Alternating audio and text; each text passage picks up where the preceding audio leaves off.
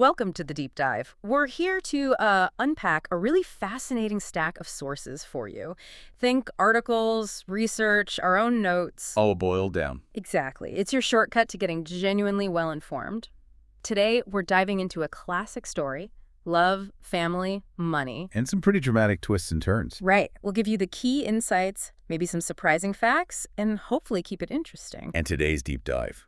We're heading into Jane Austen territory. Sense and Sensibility. Ah, yes. We're going beyond just the plot, though. We want to really explore, the starting point, the Dashwood family's misfortune. Right, how it all begins. And the relationships, the society they're in, the pressure. Our mission, really, is to see how money, or maybe more importantly, the lack of it, shapes everything. Their lives, their choices, even their character. Okay, let's jump right in.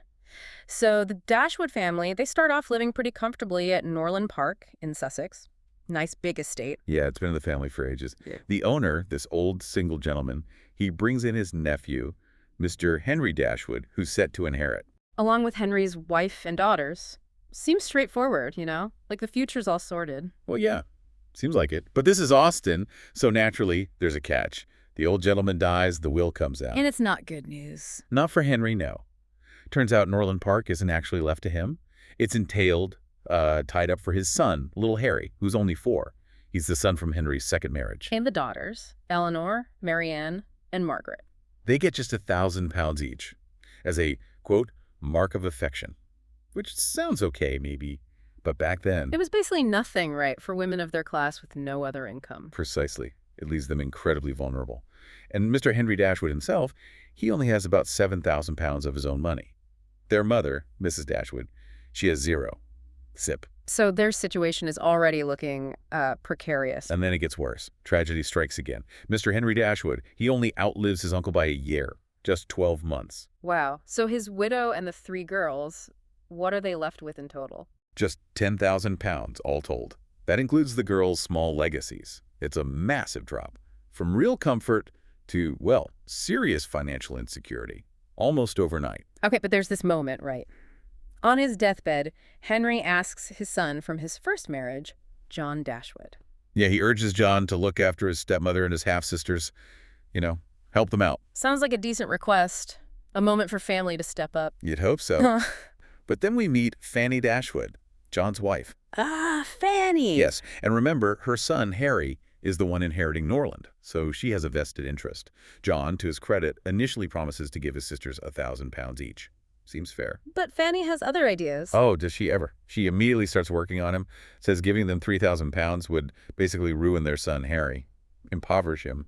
She argues the sisters don't really have a proper claim anyway. And she just chips away at his resolve, doesn't she? It's kind of darkly funny how she does it. It really is. She talks him down from £1,000 each, suggests maybe £500. Mm-hmm. That may be an annuity, like £100 a year, but, she hates annuities. Her mother had a bad experience. So that's out. Right. And eventually it gets whittled down to basically nothing. Yeah. Maybe occasional gifts, some fish, some game from the estate, help with moving expenses. That's it. And John just goes along with it. He does. He's easily persuaded. It's less about him being malicious, maybe, and more just weak.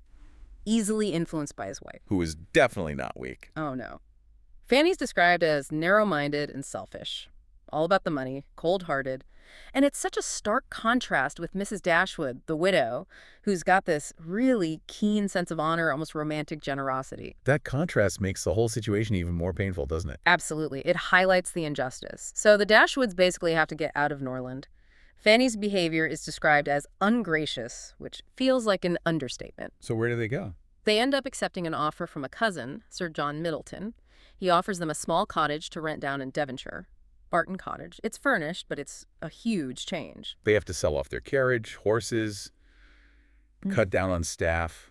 Yeah, down to just 3 servants. It's a visible, tangible sign of their fallen status.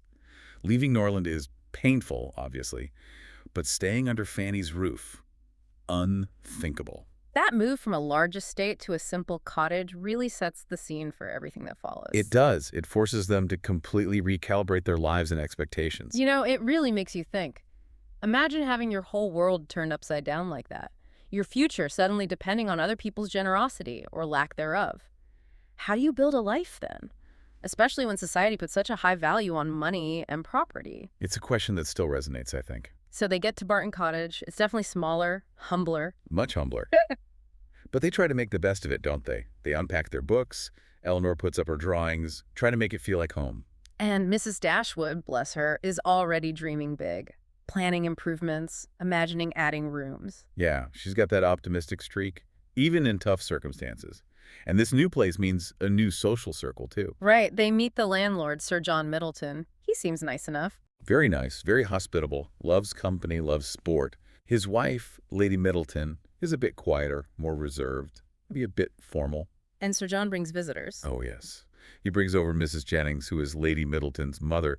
She's very chatty, good-hearted, means well, but loves gossip. A key figure. Okay, so they're settling in, meeting the neighbors, and then comes the rainstorm. Ah, yes. The dramatic entrance.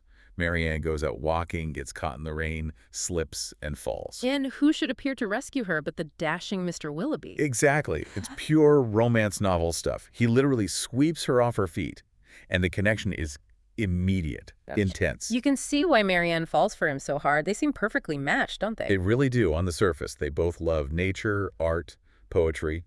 They have these passionate conversations. He starts visiting Barton Cottage almost every day, walks, talks.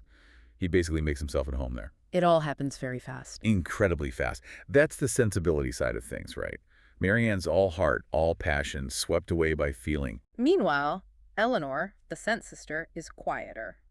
She's also forming a connection, but it's much more complicated, with Edward Ferrars. Right, and he's Fanny Dashwood's brother, ironically. He's different from Willoughby. Quiet, seems a bit downcast sometimes, maybe even awkward. His behavior is kind of inconsistent, isn't it? Which worries Elinor, though she keeps it mostly to herself. She's analyzing, observing. Exactly. And then there's another figure quietly in the background, Colonel Brandon. Ah, the older, more serious admirer. Yes, sensible, well-respected, clearly admires Marianne. But she barely notices him. She's completely dazzled by Willoughby. But Elinor sees him. Elinor sees everything. She notices his feelings for Marianne, and she also senses there's some kind of sadness or hidden sorrow about him. That's a great contrast.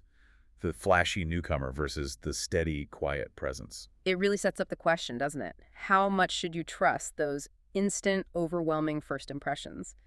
Can love really take root when things are so uncertain, maybe even with secrets involved? That's the core dilemma, isn't it? Yeah. Sex versus sensibility playing out in real time. Okay, so Marianne is head over heels for Willoughby. Everything seems perfect. And then, bam, he leaves. Just like that, abruptly announces he has to go to London. Some urgent business for his wealthy guardian, Mrs. Smith. He promises to return quickly, but But it isn't right. Marianne is distraught. She writes to him constantly, these passionate letters, but gets no reply. Nothing. that must have been agonizing for her. Absolutely. She becomes almost obsessed, just waiting for word. And Elinor's watching all this, getting more and more concerned. She knows there was never a formal engagement announced. She starts wondering about Willoughby's finances. He lives like he's rich, but his income isn't supposed to be that large. Her sense is definitely kicking in. The doubts are growing. And then comes that awful scene in London. Oh, the party scene. It's brutal.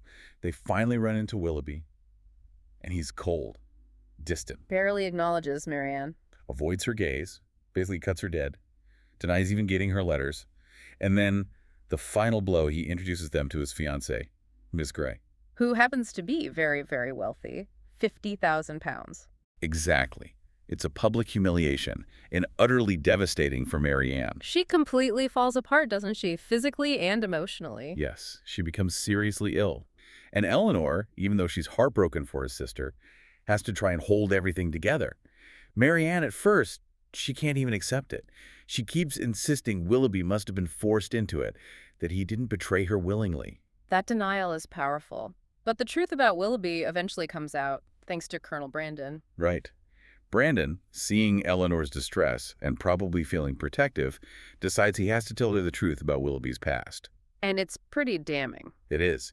He reveals that Willoughby had seduced and abandoned his ward, a young woman named Eliza Williams, left her pregnant and destitute. That explains Brandon's sudden trip away from Barton earlier. He went to deal with that situation. Yes, he even mentions having a duel with Willoughby over it. It shows Willoughby isn't just careless. He's behaved dishonorably, cruelly even.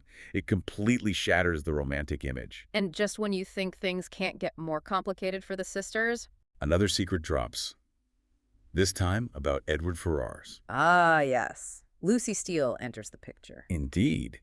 A relation of Mrs. Jennings. She takes Elinor into her confidence, or pretends to, and reveals she's been secretly engaged to Edward for 4 years. 4 years, and Elinor had no idea. And Lucy knows Elinor has feelings for Edward. Oh, absolutely. Lucy is sharp, manipulative, and seems to enjoy torturing Elinor by constantly bringing up her dear Edward and their secret engagement. It puts Elinor in an incredibly difficult position. Talk about emotional turmoil. And then there's Edward's family putting pressure on him. Massive pressure. His mother, Mrs. Ferrars, is incredibly proud, obsessed with status and money. She wants Edward to marry someone rich, entitled the Honorable Miss Morton, who comes with £30,000. And she offers him money if he does it. £1,000 a year, yes. But Edward refuses. He won't break his word to Lucy, even though it's clear he doesn't love her, and the engagement makes him miserable. So his mother basically disinherits him. Completely. Cuts him off. Tries to block him from pursuing a career in the church. It's harsh. But Edward stands firm on his promise. It's admirable, in a way. His integrity, even if the promise itself seems ill-advised now. It really highlights that conflict, doesn't it? How far does honor bind you? But it also raises the question, how much can the drive for money and status warp people's sense of right and wrong? Look at Mrs. Ferrars, look at Fanny. And even Willoughby, ultimately choosing wealth over love. Exactly. But then comes the twist nobody saw coming. The Robert Ferrars and Lucy Steele situation, this is brilliant. It's pure Austen. Edward's younger brother, Robert, who's described as vain, shallow, obsessed with fashion. He falls for Lucy. Or rather, Lucy makes him fall for her. Pretty much. She uses all her cunning, flattery, pretends to admire his taste, and somehow she manages to get him to propose. And they elope. Which is just amazing, because it means Edward is suddenly free. Completely free. The engagement he felt honor-bound to uphold is broken by Lucy herself. Mrs. Ferrars is furious at first, naturally. About Robert marrying Lucy. Yes, but Lucy, ever the manipulator, apparently manages to win her over eventually with respectful humility and endless flatteries. You can just picture it. So Robert gets the girl, and presumably some favor back from Mummy eventually. And Edward. Edward is free, but he's still disinherited. He has nothing. Until Colonel Brandon steps in again. With another act of quiet generosity. Yes. Seeing Edward's honorable behavior throughout the whole ordeal and knowing he's been cut off, Brandon offers him the living of Delaford. Which is basically a job as a clergyman with a house and income. Exactly. It's a parsonage worth £200 a year. Not a fortune, but it's respectable, independent income. It's security. It's Brandon being truly noble. And this finally paves the way for Edward and Elinor. Yes.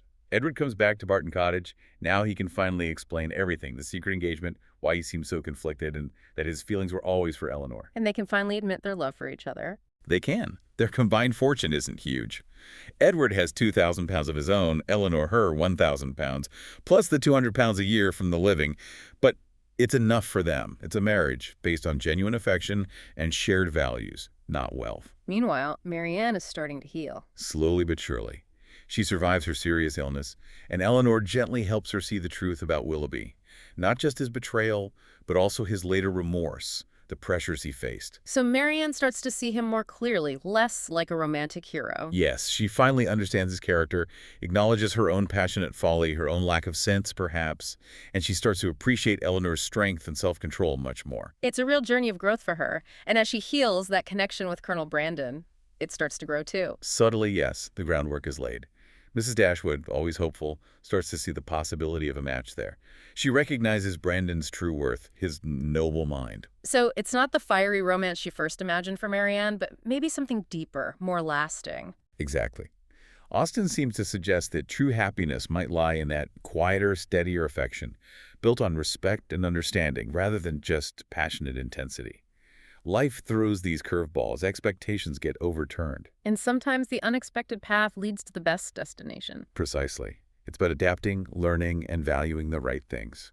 So looking back at this deep dive, What an incredible story. The Dashwood sisters really go through it, don't they? Societal pressures, money troubles, affairs of the heart. And we see such a spectrum of human behavior, from Fanny's calculating selfishness to Brandon's quiet integrity. It really hammers home that key takeaway. Appearances aren't everything. Adversity reveals who people really are. Yeah, and that maybe the greatest happiness doesn't come from chasing grand passions or fortunes, but from finding balance, valuing genuine connection, and navigating life's unexpected turns with both sense and sensibility. So, for everyone listening, in a world that still often measures success by wealth and status, how much weight do you actually give to things like principle, kindness, resilience when you're writing your own life story?